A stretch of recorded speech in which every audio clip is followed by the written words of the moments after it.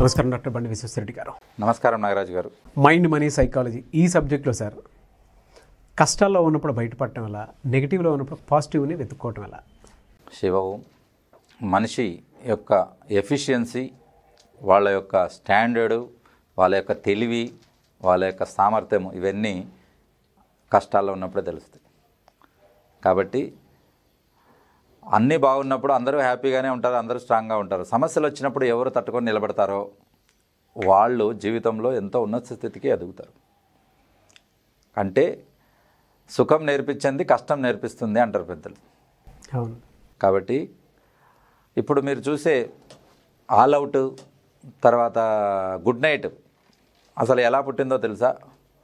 ఒక తండ్రి వాళ్ళ పిల్లలకి జ్వరం వస్తే దాదాపు 50,000 60,000 ఖర్చు పెట్టుకున్నాడు. ఇది ఎందుకు వచ్చింది అని డాక్టర్ని అడిగితే దోమ కుట్టినందుకు వచ్చింది అని చెప్పాడు. దోమను మనం ఎందుకు ఏం చేయలేకపోతున్నాము అని చెప్పేసి ఆలోచించి గుడ్ నైట్ అనే కంపెనీ పెట్టి కోట్లు సంపాదిస్తున్నాడు. అతను చేసే సాఫ్ట్వేర్ ఉద్యోగం కూడా వదిలేశాడు. కాబట్టి కష్టాల్లోంచి ఒక ఐడియా పుడుతుంది. ఆ ఐడియాను పట్టుకుంటే అది బిజినెస్ అవుతుంది.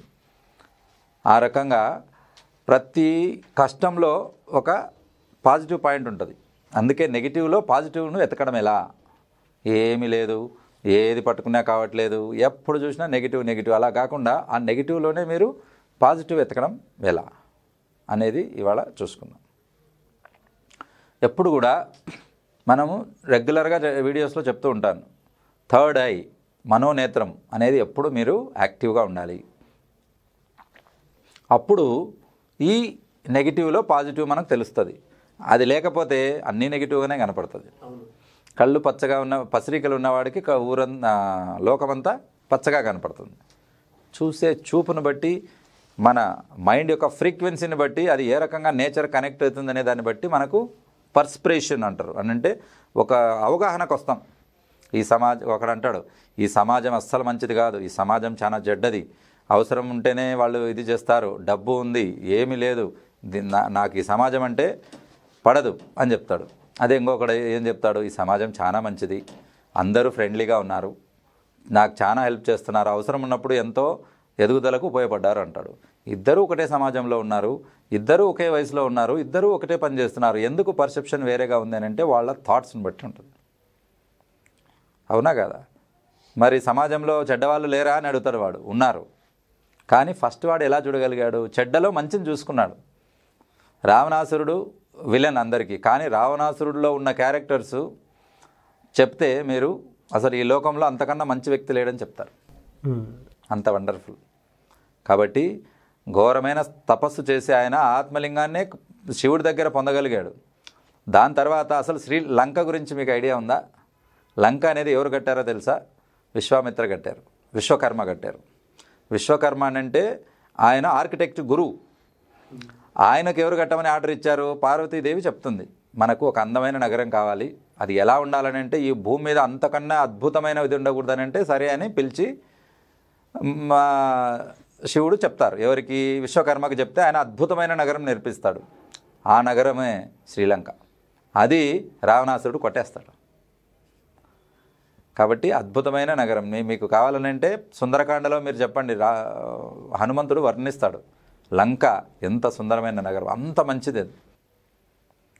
కాబట్టి ప్రపంచంలో అత్యంత సుందరమైన నగరం. మరి అటువంటి నగరం తన కోసం నిర్మించిన దాన్ని రావణాసురుని అడిగితే ఇచ్చేశాడు బోళాశంకరుడు. ఏమడిగినా ఇచ్చేస్తాడు. అలాగా మరి రావణాసురుడు ఎలా చెడ్డవాడవుతాడు?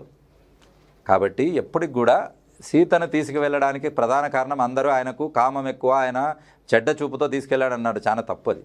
ఎందుకు తీసుకెళ్ళాడో తెలుసా? అసలు సీతను శూర్పణఖను ముక్కు కోసి అవమానపరిచారు. ఎవరు? లక్ష్మణుడు. ఫస్ట్ రాముని దగ్గరికి వెళ్తుంది శూర్పణఖ. వెళ్ళి నన్ను పెళ్లి చేసుకో అని అంటే, అమ్మ నాకు పెళ్ళి అయిపోయింది, చేసుకోనానండి రాముడు. నాకు పెళ్ళి అయిపోయింది కాబట్టి నేను ఏకపత్ని వ్రతుణ్ణి, నేను చేసుకోలేనని చెప్తే అప్పుడు లక్ష్మణుని సరే నువ్వైనా చేసుకో అని అడుగుతుంది. నన్ను వచ్చి చేసుకోమని చెప్తావా అని ఆయన ముక్కు కోసి పంపిస్తాడు, అంటే అవమానపరుస్తాడు. అలాగనే వెళ్ళి వాళ్ళ అన్న దగ్గర, అంటే రావణాసురుడి దగ్గర బాధపడుతుంది శూర్పణఖ. బాధపడినప్పుడు ఆ బాధ తట్టుకోలేక తన చెల్లెలికి అవమానం జరిగిందని తీసుకొస్తారు తప్ప దానికోసం అని కాదు. అందరూ తప్పుగా అర్థం చేసుకుంటారు. రైట్? కాబట్టి మీరు ఎప్పటికి కూడా నెగిటివ్లో పాజిటివ్ను వెతకండి, మీకు డెఫినెట్గా కనపడుతుంది.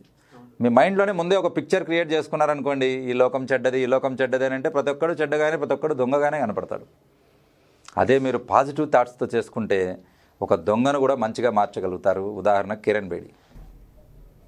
కరడు కట్టిన నేరస్తులు, అమ్మ అక్కడికి వెళ్ళొద్దమ్మా చంపేస్తారని చెప్పారు ఆమెను. ఏమన్నారు? అక్కడికి వెళ్తే చంపేస్తారు, వాళ్ళు మర్డర్ చేసిన వాళ్ళు, మానభంగాలు చేసిన వాళ్ళు అని అంటే కూడా ఆమె చేతుల్లో ఏ ఆయుధం లేకుండా వాళ్ళందరి మధ్య కూర్చొని వాళ్ళందరికీ క్లాసెస్ చెప్పి లైఫ్ కోచ్గా తయారైపోయి యోగా నేర్పించి మెడిటేషన్ చేర్పించి వాళ్ళందరినీ ఒక దారికి తీసుకొని వచ్చి వాళ్ళతో చేతి వృత్తులు చేపించగలిగింది అని అంటే వాళ్ళ టాలెంట్ను బయటికి తీసింది. మరి ఒక నేరస్తుడు ఏదైనా కళ ఉండదా? వాళ్ళకు ఉంటుంది డెఫినెట్గా. మరి దాన్ని ప్రోత్సహించేవాడేది? అది కిరణ్ బేడి ప్రోత్సహించింది కాబట్టి అక్కడ బయటకు వచ్చింది. ఈ సమాజం వాళ్ళు ఉండేది ప్రోత్సహించలేదు కాబట్టి మరుగున పడిపోయింది. అలాగా ప్రతి ఒక్కరిలో నాకు తెలిసి ప్రతి ఒక్కరూ టాలెంటెడే. వాళ్ళల్లో కంపల్సరీగా ఏదో ఒక టాలెంట్ ఉంటుంది. అది ఏంటి అనేది గుర్తించాలా, నేచర్కి కనెక్ట్ చేయాలా, మిగతాది తనే చూసుకుంటుంది. ఆ నేచర్తో పాటు సైన్స్ కనెక్ట్ అయిపోతుంది, మిగతాది తనే చూసుకుంటుంది. కానీ అవకాశం వచ్చినప్పుడు మాత్రం నెవర్ లూజ్ ఇట్. ఎప్పటికి కూడా దాన్ని, ఏ అవకాశాన్ని చిన్నగా చూడొద్దండి ఎక్కడ కూడా. ఒక అబ్బాయి ఉంటాడు, మంచి పెయింటర్, ఎంత వండర్ఫుల్గా అంటే అంత వండర్ఫుల్గా పెయింట్ వేయగలుగుతాడు. కానీ అతనికి ఉండేది పల్లెటూరులో. ఆ ఊర్లో మహా అంటే ఒక 50 కుటుంబాలు ఉంటాయి. అందరూ వాడిని తిట్టేవాడు, పని పాట లేకుండా పిచ్చి గీతలు గీస్తున్నాడు అని తిట్టేవాడే తప్ప ఒక్కడు ప్రోత్సహించేవాడు లేడు. ఒకరోజు ఊరికి ఒక బస్సు వస్తే ఆ బస్సు మీద నరేంద్ర మోదీ బొమ్మ వేశాడు. అది సిటీకి వెళ్ళిపోయేసరికి, సిటీ అంతా తిరిగేసరికి ఎవరు వేశారు ఈ పెయింట్ అంటే కింద పెయింట్ వేసిన వాళ్ళు జనరల్గా సిగ్నేచర్ చేస్తారు. ఐడియా ఉంది కదా మీకు? అది చూశాక మొత్తం మీడియా అంతా ఆ ఊరికి వచ్చి అతను పెద్ద సెలబ్రిటీ అయిపోయి ఒక్కొక్క పెయింట్కి ₹1,00,000 సంపాదిస్తున్నాడు. ఆ రకంగా ఒక పల్లెటూరులో ఉన్న పిచ్చి గీతలు గీసేది అని ఊర్లో వాళ్ళు అనుకున్నారు, కానీ ఆ టాలెంట్ను వాళ్ళు గుర్తించలేకపోయారు. కాబట్టి టాలెంట్ ఎవరు గుర్తించారు? సిటీలో ఉన్న వాళ్ళు గుర్తించారు. కాబట్టి మీరు ఉన్న చోట తక్కువగా ఫీల్ కాకూడదు. మీ టాలెంట్కి అక్కడ లేకపోతే ఇంకో చోట దానికి డిమాండ్ ఉండొచ్చు. Shift there. సిటీలో ఉన్న వాళ్ళకి కొంత టాలెంట్ ఉంటుంది, అది ఊర్లో ఉపయోగించవచ్చు, అక్కడ వాళ్ళు గుర్తించవచ్చు. మనలో ఉన్న టాలెంట్ను మెరుగు తీసేదే ఈ బిఎంఈటీ ప్లాట్ఫామ్.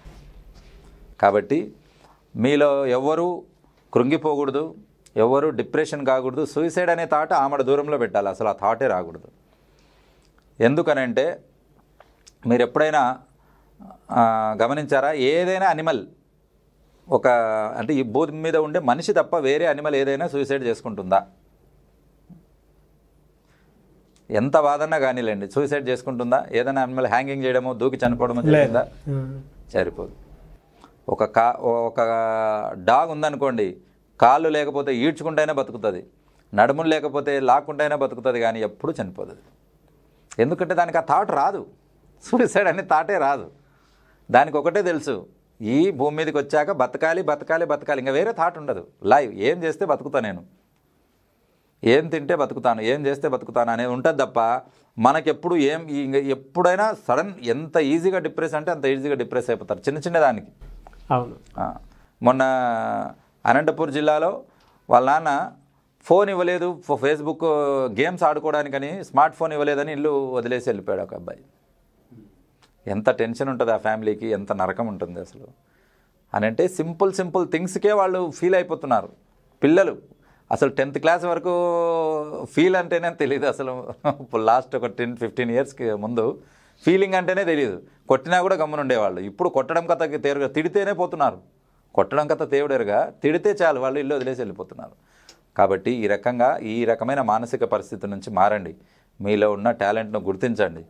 చుట్టుపక్కల వాళ్ళు మీరు మిమ్మల్ని డిస్కరేజ్ చేసినా ఎంకరేజ్ చేయడానికి బిఎంఈటీ ప్లాట్ఫామ్ ఉంది. మీరు మా వద్దకు రండి, మీలో ఉన్న టాలెంట్ తీసుకుని రండి. దానికి మార్కెటింగ్ కలగజేసే బాధ్యత ఈ బిఎంఈటీ తీసుకుంటుంది. సో వాళ్ళలో ఉండేటువంటి టాలెంట్ ఏదైతే ఉందో వాళ్ళకి గుర్తించి వాళ్ళ ప్లాట్ఫామ్ తయారు చేస్తుంది. మీకు పెట్టుబడి లేదా ఆ సపోర్ట్ చేస్తుంది. మార్కెటింగ్ తెలీదా, అది వాళ్ళు చూసుకుంటారు. ప్యాకింగ్ ప్రజెంటేషన్ రాదా, అది వాళ్ళు ట్రైనింగ్ ఇస్తారు. కాబట్టి అది విషయం ఏదైనా సరే, అది వస్తువు కావచ్చు, మీరు చేసే పదార్థం కావచ్చు, తినేది కావచ్చు, లేదా వాడుకునేది కావచ్చు, లేదా డిజైన్ కోసము, లేదా బోటిక్ మాదిరి మనం వాడుకునే వెదురు లాంటిది కావచ్చు, ఏదైనా పర్లేదు. మీరు తీసుకొచ్చి నాకు ప్రజెంట్ చేసి చెప్పండి, సార్ ఇది నా దగ్గర ఈ ప్రోడక్ట్ ఉంది, దీన్ని చేయగలిగే దమ్ము నా దగ్గర ఉంది, మీరు సపోర్ట్ చేయండి అని చెప్పండి, డెఫినెట్గా చేస్తారు. షూర్. ఏ కళ కూడా ఖాళీగా పోకూడదు, ఎవరి చేయి కూడా ఖాళీగా ఉండకూడదు. ఏ కళ కూడా అది మరుగున పడకూడదు, ఎవరి చేయి కూడా ఖాళీగా ఉండకూడదు. ఇదే ఈ బిఎంఈటీ యొక్క ట్యాగ్ లైన్. డెఫినెట్గా sir. And thank you so much. చాలామంది అన్ఎంప్లాయిడ్ పీపుల్ ఉన్నారు, వాళ్ళకి ఉపయోగపడే విధంగా ఈ కోర్సును తయారు చేయడం జరిగింది. ఇప్పటికీ చాలా బ్యాచెస్ రన్ అవుతున్నాయి కాబట్టి వాళ్ళందరికీ మంచి జరుగుతుంది.